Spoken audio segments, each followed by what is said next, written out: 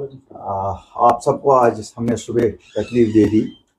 आज आपके साथ जो बात करने का मुद्दा था एक ही है, दैट इज डेवलपमेंट जो रोक दी गई है जम्मू कश्मीर की, खासकर कश्मीर डिवीजन की। मैं आपकी वसातत से इस सरकार पे जो बेहद सरकार है ये पहुंचाना चाहता था ये बात कि क्या वजह है कि कश्मीर की डेवलपमेंट टोटल रोकी गई है। हम बात करें रोड्स के हवाले से, रोड्स का हाल देखिए कितना बुरा है। दूसरे डेवलपमेंटल प्रोजेक्ट्स देखिए उनका हाल भी वैसा ही है। काम कहीं पे नहीं हो रहा है। हमारे ठेकेदारान साहिबान हड़ताल पे बैठे हुए हैं। सरकार में कोई टस से मस नहीं हो रहा है कि उनके साथ जाके बात की जाए, उनके मुश्किलात क्या हैं। जैसा आप सब जानते हैं कश्मीर में वर्किंग सीजन अप्रैल से सितंबर एंड तक ही होता है और more than 50% of the working season has lapsed. कोई काम नहीं हो रहा है। मुझे लगता है एक सोची समझी साजिश के तहत कश्मीर की डेवलपमेंट को रोका गया है। जब हम देखते हैं एक साइड से जो रॉ मटेरियल इसमें लगता है, चाहे वो बोल्डर्स हो, चाहे वो रोडी हो, चाहे वो रेत हो, वो बाहर के कंट्रैक्टरों को लीज आउट की गई है जो आसमान के दामों पे इनको लोकल्स को बेचते हैं।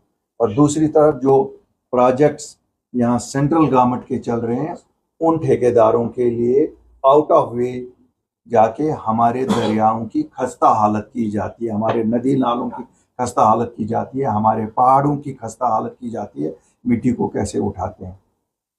रोज एक शाही फरमान इशू होता है। जम्मू कश्मीर के वो जो स्थानीय बाशिंदे ठेकेदारी के काम में इन्वॉल्व है उनके लिए कि साहब अब आपका ये बिल तब पास होगा जब रॉयल्टी की रसीद होगी, अब आपका वो बिल तब पास होगा। भाई जब तुम इनको लीगल सोर्स से रॉ मटेरियल ही नहीं देते हो, जिस तरह तुम बाहर के इन ठेकेदारों को देते हो, उनके जेब बड़े हैं और वो शायद बेहतर तरीके से इस सरकार की खिदमत कर सकते हैं। उनके लिए 10-10 नाले खोले जाते हैं, उनके लिए 10-10 पहाड़ दिए जाते हैं कि यहाँ से मिट्टी उठाओ और मामूली नाम के लिए कोई रॉयल्टी ली जाती है।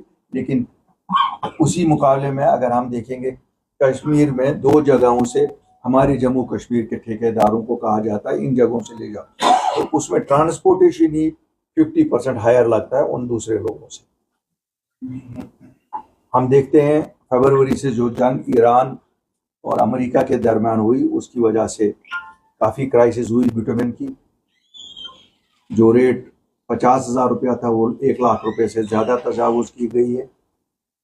जब सरकार को कहते हैं क्यों नहीं काम हो रहा है, नहीं साहब ठेकेदार सामने नहीं आ रहे हैं, रेट टेंडर नहीं भर रहे हैं, कुछ नहीं कर रहे हैं। जब आप लोगों ने पहले ही ठेकेदारों की कमर तोड़ी हुई है, उनके पैसे नहीं देते हैं, जो इन्होंने काम किए हैं 2016 के बाद आज तक आपने पेमेंट नहीं की है। आप क्वालिटी कंप्रोमाइज खुद ही करते हैं, क्योंकि एक ज़माना था कि कहते थे कि जो भी रोड कंस्ट्रक्शन का काम करेगा उसके पास प्लांट एंड मशीनरी होना चाहिए, हर एक चीज़ होना चाहिए। आपने अपने हवारी मवारी वर्कर्स को एडजस्ट करने के लिए उस क्लॉज को ख़त्म कर दिया, और जब ख़त्म कर दिया फिर क्वालिटी तो कंप्रोमाइज आपने खुद कर दिया। हम नहीं कहते हैं कि क्वालिटी नहीं होनी चाहिए, क्वालिटी होनी चाहिए, सरकार की जिम्मेवारी है क्वालिटी इंश्योर करनी, लेकिन क्वालिटी मिलेगी जिसका कहीं प्लांट होगा, जिसका प्लांट ही नहीं होगा तो क्वालिटी क्या होगी। इसलिए हम सरकार को आखिरी चेतावनी देते हैं कि स्टेटहुड के गर्भ में हर एक चीज़ कवर ना करो। स्टेटहुड का इससे कोई ताल्लुक नहीं है कि कश्मीर की डेवलपमेंट रोकी जाए। हमें मालूम है आप फंड्स लैप्स करना चाहते हैं यहाँ ताकि आपको एक्सक्यूज मिले, देखिए जी हम तो काम करना चाहते थे लेकिन हमारे पास तो इख्तियारात नहीं है। जो इख्तियारात आपके पास है आप क्यों नहीं वो इख्तियारात इस्तेमाल कर रहे हैं। टूरिस्ट भी तभी आएगा जब यहाँ इंफ्रास्ट्रक्चर होगा। यहाँ हमारे पेशेंट्स का हम तभी देखभाल कर सकेंगे जब अस्पतालों का इंफ्रास्ट्रक्चर ठीक होगा। इस सब के लिए डेवलपमेंट जरूरी है, और ये डेवलपमेंट जब तक प्रायोरिटी में नहीं की जाए तब तक कुछ नहीं होगा। इससे कोई लोगों का भला नहीं होगा। जो आप कहते हो, कभी एक मिनिस्टर पे इल्ज़ाम लगाया जाता, कभी दूसरे मिनिस्टर पे। चीफ मिनिस्टर साहब, ये आपकी जिम्मेवारी है, आप लीडर हो, you are the chief minister, it is your responsibility to deliver. Only tourism will not fill our stomachs. It is important, we do understand, but it is not the only important thing. यहाँ शहर के रास्ते देखिए, यहाँ गांव के रास्ते देखिए, यहाँ किसी भी जगह देखिए, क्यों नहीं हो रहा जी? अस्पताल क्यों नहीं कंप्लीट हो रहा? जरा फंड्स नहीं है। वहां पे डेवलपमेंट क्यों नहीं हो रही है? जरा फंड्स नहीं है। हर एक चीज में अगर एक्सक्यूज आपको यही देना है, फिर आप भला शुक्रिया किस चीज का करते हैं? वजीर आजम को हर 3 महीने में आपका शुक्रिया होता है कि आज 5,000 करोड़ मिले, आज 8,000 करोड़ एक्स्ट्रा मिले। एक व्हाइट पेपर इशू किया जाए कि जब से ये सरकार आई है, इन्होंने जो फंड्स आए कितने लैब्स कराई। मेरी इतला है लास्ट ईयर 7,000 करोड़ रुपया लैब्स हो गया। इनको जवाब देना पड़ेगा। और ये भी नहीं है कि इनको लग रहा है कि हर चीज का जवाब स्टेटहुड में है।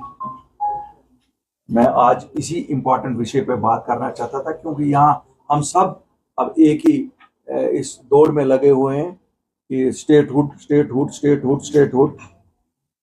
बाकी जब डेवलपमेंट ही रुक गई तो हम क्या आगे चलने की बात करेंगे? और हम देख रहे हैं जहां पर्सनल मफाद है इनका, वहां रातों रात मैग्नेमाइजेशन भी होती है, वहां रातों रात काम भी होता है, वहां हर एक चीज ऐसा होता है। लेकिन आम लोगों को जिन चीजों से सहूलियत है, शहरी श्रीनगर का हाल देखिए, शहरी श्रीनगर के गली कोचों का हाल देखिए, बारामूला, सोपोर, अनंतनाग, शोपियान, इन इलाकों का हाल देखिए।